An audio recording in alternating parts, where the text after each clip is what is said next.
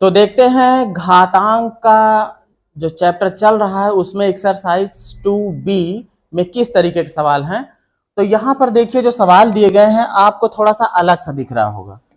क्या दिख रहा है कि एक ही आधार है, अलग अलग घात हैं। एक ही आधार है और अलग अलग घात हैं। कहीं गुणा लगा है, कहीं भाग लगा है। इस तरीके के सवालों को कैसे हल किया जाएगा।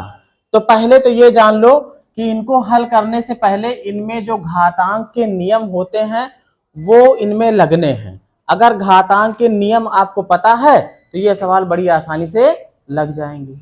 और नहीं तो अगर आप सोचो कि हम 3 की घात 7 का प्रसार कर डाले, पहले 3 गुणे 3 गुणे 3 गुणे 3 7 बार लिखें, फिर 3 की घात 8 को लिखें 8 बार और फिर उसके बाद गुणा करें, तो एक सवाल तुम्हारा 10 मिनट ले जाएगा। कितने मिनट ले जाएगा? 10 मिनट। ज्यादा भी ले जा सकता है अगर मान लीजिए घात उसने और बड़ी लगा दी तो। लेकिन अगर नियम आपको पता होगा तो बहुत आसानी से हो जाएगा। कैसे? कौन कौन से नियम है? पहला नियम है a की घात m गुणे a की घात n। अब यहां पर देखो एक चीज समझने वाली बात है, आधार समान है लेकिन घातें अलग अलग हैं। यहां पर आपको ABCD से मतलब नहीं है, कोई अंक हो सकता है। जैसे यहां 10 की घात 3 हो और 10 की घात 4 हो, तो दोनों में 10 आधार है ना, 10 यहां भी है 10 यहां भी है। तो अगर इस तरीके का सवाल हो तो इसका मान हो जाता है a की घात m प्लस n। मतलब इस तरीके का हो तो घातें उनकी जुड़ जाएंगी। क्या होगा? घातें उनकी जुड़ जाएंगी। और अगर मान लीजिए a की घात m हो और गुणा के बजाय भाग हो, क्या हो? a की घात n हो। अब इसमें वैसे तो बनते हैं 2 केस। कितने केस बनते हैं? 2 केस। लेकिन कोई मतलब नहीं है, वो एक ही केस से हो जाते हैं। मतलब 2 तरीके से इसका आता है कि एक बार कहेंगे कि जब m बड़ा हो n छोटा हो, फिर कहेंगे जब n बड़ा हो m छोटा हो। कोई मतलब नहीं है उसका। सीधी सी बात है कि अगर भाग है तो घातें घट जाएंगी, m माइनस n हो जाएगी। बात को समझो।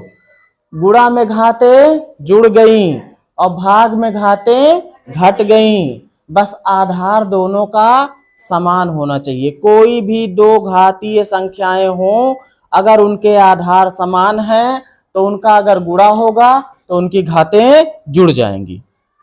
कोई भी 2 घातीय संख्याएं हो, अगर उनके आधार समान है, अगर उनके बीच में भाग का रिलेशन है, भाग हो रहा है, तो उनकी घातें घट जाएंगी। एक और नियम समझ लो, अगर किसी भी घातीय संख्या की घात 0 हो तो उसका मान हमेशा 1 आएगा। क्या आएगा? जिसकी घात 0 उसका मान 1। किसी की घात 0 है तो उसका मान 1 कैसे हो जाता है? बहुत सिंपल है। आप इस वाले को पकड़ लो। किसको? इस वाले को। कैसे? मान लो कोई संख्या लिखी होती इस तरीके से,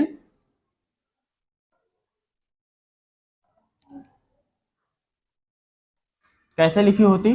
मान लो 10 की घात 5 भागे 10 की घात 5। ये सचमुच में क्या लिखा है? भाग हो रहा ना दोनों का।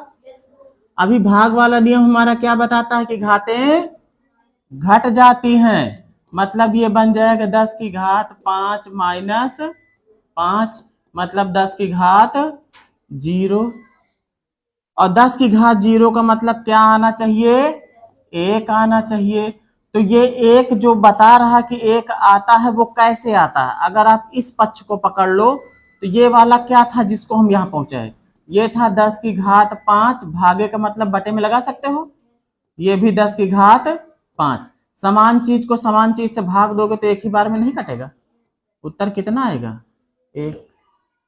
इसीलिए जिसकी भी घात 0 होती है उसका मान क्या आ जाता है, 1 आ जाता है। क्योंकि सचमुच में जिसकी घात 0 बनी है वो 0 तभी बनी है जब समान चीज को समान चीज से भाग दिया जाता है। ठीक, अब देखो ये था नियम। फिर इसके बाद कुछ नियम और समझ लो। जैसे अगर a की घात n है और इसको बटे में लिखना हो, एक के बटे में, तो ऐसे लिखा जाएगा a की घात -n हो जाएगा। क्या हो जाएगा, -n।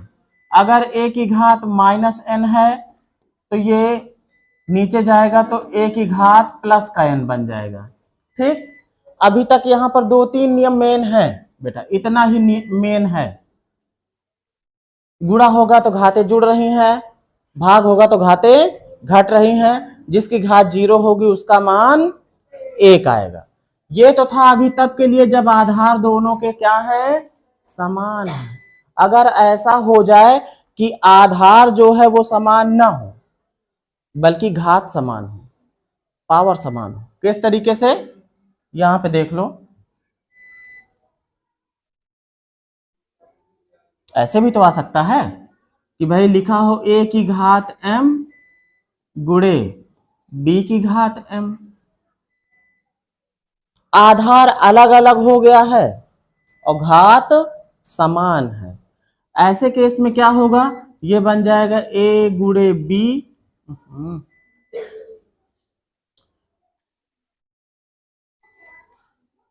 a गुणे b और सिर्फ एक ही घात लग जाएगी, क्या, m। ये घात इसके लिए भी है और इसके लिए भी। गुणा के अलावा अगर भाग का हो ऐसा केस तो a की घात m भागे b की घात m है, तो ये बन जाएगा a बटा b और इसकी भी घात क्या, m। ठीक है, बस इतना से समझ लो नियम, इसी पे सब लगेंगे। आते हैं सवाल पे। यहाँ पे पहला सवाल क्या कह रहा है, इसको सरल करो। क्या करो, आप इसको देखो, आधार समान है, घातें अलग अलग हैं। क्या है, अलग अलग। इसको आप क्या लिख सकते हो, 3 की घात 7 प्लस 8। घातें जुड़ेगी क्या हो जाएगा, क्या हो जाएगा, 3 की घात, बोलो बेटा, 3 की घात, बस हो गया काम। इसको आ जाओ, अब इसमें गुणा भी है और भाग भी है, दोनों काम करना है। ठीक है, चलो करते हैं भाई। चाहो तो इकट्ठे कर सकते हो और चाहो तो अलग अलग कर सकते हो। पहले गुणा वाला कर लो, बाद में भाग वाला। इकट्ठे करना है तो जितने गुणे में है उनका जुड़ेगा, जितना भाग में है उनका घटेगा। अगर इकट्ठे करोगे तो 6 की घात क्या बनेगा, 4 प्लस 2, इनका जुड़ेगा ना भाई, क्योंकि ये दोनों गुणे में थे देखो। लेकिन ये वाला किस में है, भाग में है। भाग वाला क्या हो जाता है, माइनस, माइनस कितना, 5। अब 6 की घात कितना बनेगा, 4 2 6, 6 में से 5 निकल जाएगा तो 1, और एक घात लिखी नहीं जाती है इसलिए कितना आंसर रहेगा, 6। अगर अलग अलग करते तो क्या करते, पहले इसको कर लेते, 6 की घात 4 प्लस 2 करते, फिर भागे कितना, 6 की घात 5 लगाते, ये कितना हो जाता, 6 की घात 4 2 6, 6 की घात 6 बनता ना बेटा, फिर ये क्या बनता, 6 की घात 5। अब ये दोनों भाग वाला बन गया ना, इस तरीके वाला, तो ये क्या हो जाता, 6 की घात 6 माइनस 5, यानी कि फिर से आता कितना, 6। 6 की घात 1 होता और 6 की घात 1 नहीं लगाई जाती। आंसर कितना आता, तो एक साथ ही कर लेते हैं, क्या दिक्कत है भाई। गुणा होगा तो जुड़ेंगी और भाग होगा तो घटेंगी।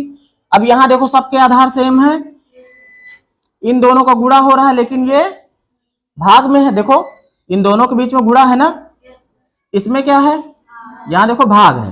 कैसे होगा, 5 की घात, ये दोनों घातें जुड़ेंगी, 9 प्लस 4, लेकिन ये 8 वाली घात क्या होगी, माइनस होगी, क्योंकि यहां पे क्या लगा है, भाग लगा है। तो ये 9 और 4 कितना हो गया, 13, और 13 में से कितना घट जाए, 8, कितना बचेगा, 5, मतलब ये बन जाएगा 5 की घात 5। कोई दिक्कत? इसको कर सकते हो, इस वाले को? चलो फिर ये होमवर्क है, ये वाला बस कोई बात नहीं, 2/3 है, परिमेय संख्या है, सिंपल सी बात, ऐसे हो जाएगा 2/3, घातें जुड़ जाएंगी, 2 + 3, 2/3 की घात कितना हो जाएगा? 5 हो जाएगा।